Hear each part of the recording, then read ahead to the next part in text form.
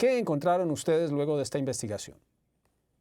Juan Carlos, gracias por la invitación. Este es un informe luego de 8 meses de trabajo, más de 200 entrevistas, corroboración con expertos forenses, que nos permite llegar a la muy difícil conclusión de que estas personas, estos 252 venezolanos que fueron deportados desde Estados Unidos a El Salvador, fueron torturados de manera sistemática en el SECOT. Reportamos cómo prácticamente todos los días sufrieron golpizas con puños, patadas, con palos. Varios de ellos reportaron haber visto personas que convulsionaron, personas que no recibieron atención médica, uno de ellos que vomitaba sangre, otro que incluso reporta haberse ahogado con su propia sangre. Es realmente una situación dramática la que encontramos y tal vez lo más grave es que Estados Unidos sabía perfectamente que estaba enviando a estas personas a un lugar en el que podrían ser torturados. El informe del Departamento de Estado de Derechos Humanos del 2023 señalaba que El Salvador es un lugar en el cual hay tortura en los centros penitenciarios y carcelarios. De ahí que no puede el gobierno alegar que no sabría que el riesgo de tortura existía. Y hay un tema que se ha debatido, es el de intercambiar la seguridad, renunciar al debido proceso y a los derechos por la seguridad. Pero aquí hubo una serie de acuerdos, Estados Unidos con El Salvador. Esta gente fue enviada a Venezuela. ¿Saben bajo qué condiciones están ahora?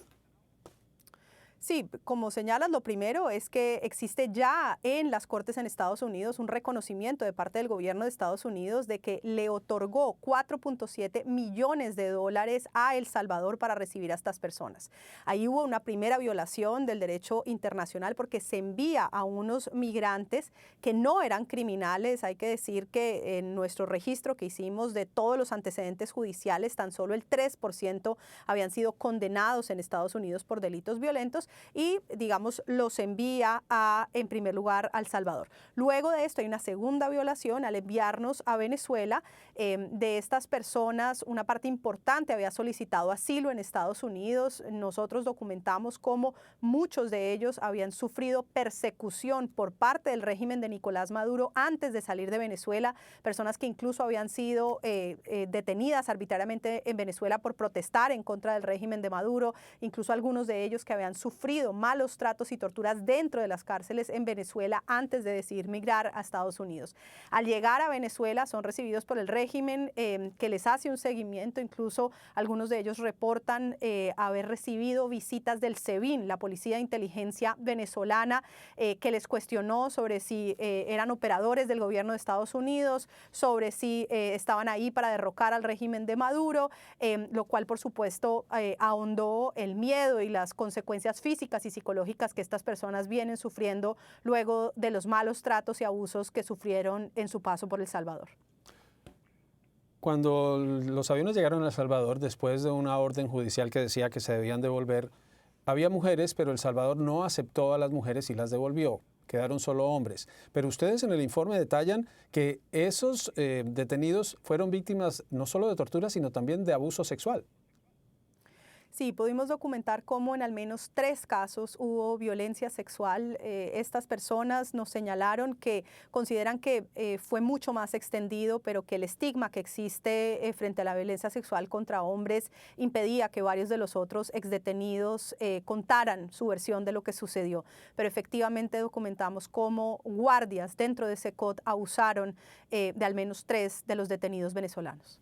La reacción del gobierno de El Salvador, de Estados Unidos, ha habido una ofensiva en El Salvador a través de medios legales para limitar la actividad de organizaciones como Human Rights Watch. ¿Cómo pudieron adelantar la investigación y ha habido algún tipo de reacción o repercusiones? Bueno, nosotros en primer lugar entrevistamos a 150 de los familiares, abogados, allegados para poder documentar cuáles eran las condiciones de estas personas en Estados Unidos o a su llegada a Estados Unidos y cuál era la situación migratoria. Y luego, una vez estas personas son enviadas a Venezuela, pudimos entrevistarles de manera directa a 40 de ellos para poder tomar su testimonio de lo que habían vivido en el SECOT e, insisto, corroborarlo a través de expertos forenses. Hoy el portavoz de la Casa Blanca Blanca ha señalado que esto es simplemente el cumplimiento de su política de expulsar a migrantes criminales, con lo cual, en primer lugar, niegan el hallazgo, y es que la gran mayoría no tenía ningún tipo de vinculación con ningún tipo de delito, y mucho menos ninguno de ellos terrorista o miembro de un grupo criminal. Y lo segundo, el gobierno Trump guarda silencio sobre las pruebas contundentes de que hubo tortura, con lo cual no parecería negar que efectivamente estas personas fueron torturadas. ¿Qué viene ahora? Quienes nos ven pueden ir al portal de Human Rights Watch, el informe se puede leer en inglés, está en español. ¿Qué pasos siguen? Porque el SECOT sigue funcionando, no han vuelto a enviar a detenidos venezolanos, pero esa relación se mantiene entre Washington y El Salvador. Sí, nosotros justamente estamos haciendo incidencia aquí en Washington. Mañana tendremos reuniones en el Senado, en la Cámara, con congresistas y sus equipos, tanto demócratas como republicanos, insistiéndoles en que si Estados Unidos es realmente un Estado de Derecho, una democracia, tiene que poder investigar estos hechos de manera transparente, independiente.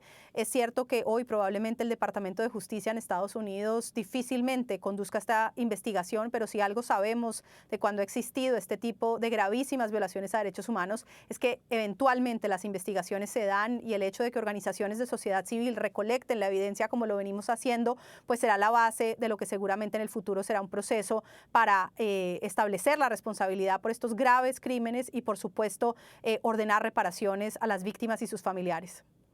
Trabajaron con Cristosal, una entidad de defensa de derechos humanos en El Salvador. El informe, como les digo, lo pueden encontrar en la página de Human Rights Watch, hwrv.org.